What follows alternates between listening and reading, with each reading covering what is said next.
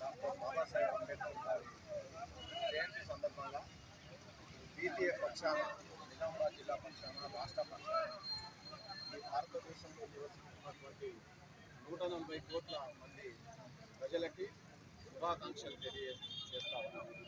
ఈ కార్యక్రమంలో బీటీఏ జిల్లా ప్రెసిడెంట్ గౌరవనీయులు సాయిలు గారు, ప్రధాన కార్యదర్శి అదే రకంగా బి స్వామినాయక్ గారు, మరి మిగతా నాయకులకు కూడా శుభాకాంక్షలు తెలియజేస్తూ, మరి డాక్టర్ బాబాసాహెబ్ అంబేద్కర్ అతను ఈ దేశంలో కనుక పుట్టి ఉండకపోతే ఈ దేశంలో ఉన్నటువంటి ప్రజల పరిస్థితి, పేద ప్రజల పరిస్థితి ఊహించడానికి అత్యంత భయంకరంగా ఉండేది.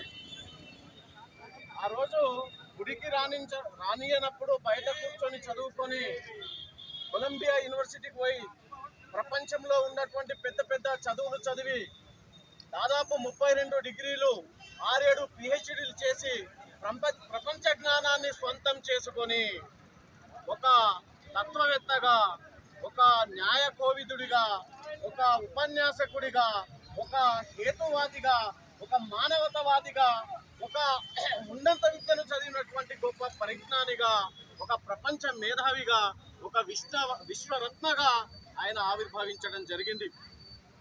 మరి ఈ దేశం అతను రాసినటువంటి బుద్ధ ధమ్మ బుక్ అయితేనేమి, problem of the rupee book అయితేనేమి, ఇన్హలేషన్ ఆఫ్ క్యాస్ట్ బుక్ అయితేనేమి, అతను అనేక పుస్తకాలు రాయడం జరిగింది, అనేక వ్యాసాలు రాయడం జరిగింది, వేలాది ప్రసంగాలు కూడా చేయడం జరిగింది.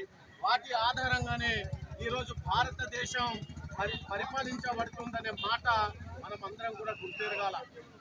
ఆ రోజు ఆయనకు గౌతమ బుద్ధుడు, ఫులే గారు, కబీర్ దాస్ ఈ ముగ్గురిని కూడా తను గురువులుగా భావించి తను రాసినటువంటి ప్రపంచంలో అతిపెద్ద చేతితో రాసినటువంటి రాజ్యాంగం, లిఖితపూర్వక రాజ్యాంగం మన భారతదేశానికి. ఈ దేశంలో ఉన్నటువంటి అనేక రకాలైన కులాలు, మతాలు, దేశ, భాష ఇవన్నిటిని కలిపి సవ్యంగా ఈ దేశం ముందుకెళ్ళేటటువంటి మనకు ఒక బృహత్తరమైన రాజ్యాంగాన్ని డాక్టర్ బాబాసాహెబ్ అంబేద్కర్ అందించడం జరిగింది. మరి ఈరోజు బయట దేశాలు చూస్తే రాజ్యాంగం సరిగా రాసుకోక దేశాలు విచ్ఛిన్నమైతా ఉన్నాయి. మరి ఈరోజు అంత గొప్ప రాజ్యాంగం ఉంది కాబట్టి దేశం ఈ రకంగా డెవలప్మెంట్ అవుతూ ఉంది.